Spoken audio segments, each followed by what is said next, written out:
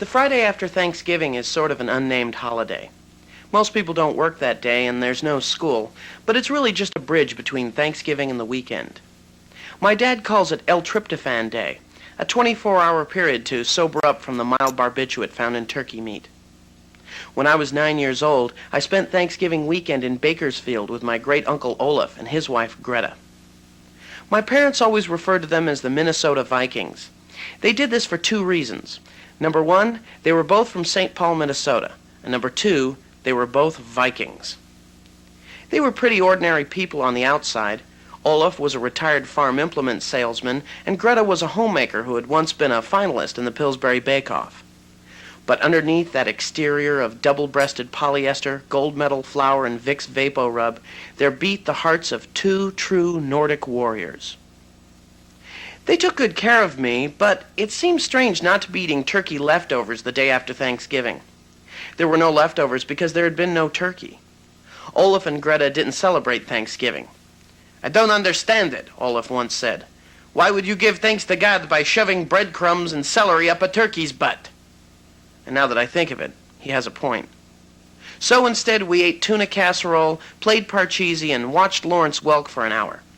After that I was told it was 8 o'clock and time for little boys to go to sleep. I went to bed, but I didn't go to sleep. Instead I laid there in the dark listening to sounds out in the den. Olaf and Greta were moving things around in there. They were preparing for something.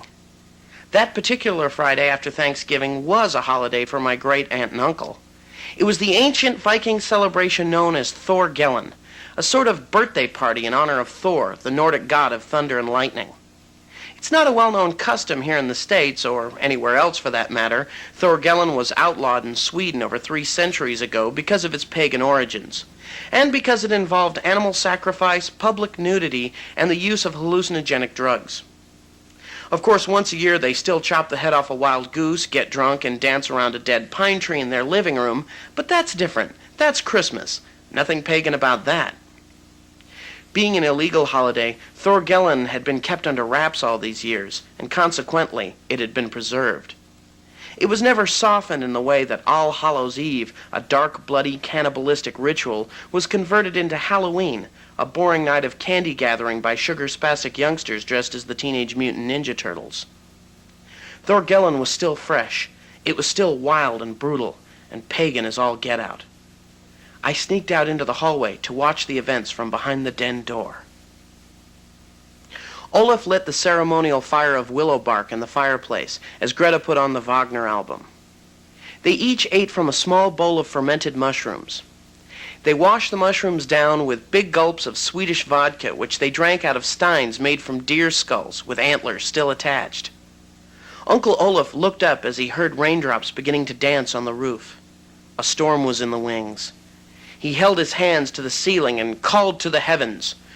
"Voster mot mollen gat Thor, deg out stitrig mot gollen."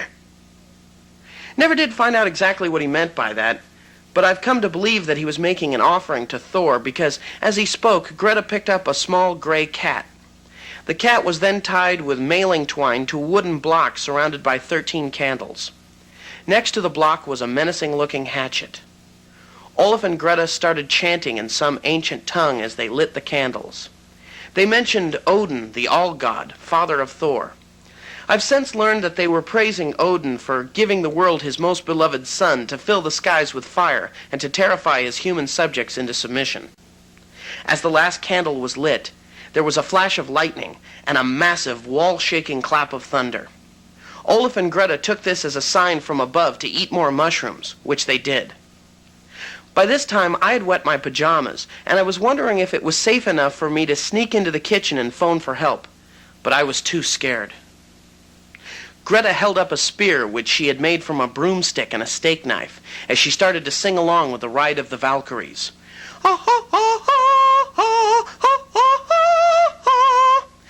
Olaf had eaten one mushroom too many and apparently believed he was possessed by the spirit of Thor. He started grabbing candles and throwing them around the room as if they were lightning bolts. Soon the drapes caught fire, but nobody seemed to notice, except for the cat, which started screeching at the top of its lungs. Olaf took the hatchet in hand and started circling around the chopping block where the cat was tied down. Greta's singing got louder and louder until it became an ear-shattering wail. Olaf lifted the hatchet. His eyes rolled back in his head as he let loose with a hideous Viking battle cry. Just then, 2 members of the Bakersfield Police Department kicked the den door open and ordered my great-aunt and uncle to drop their weapons on the stain-resistant carpet.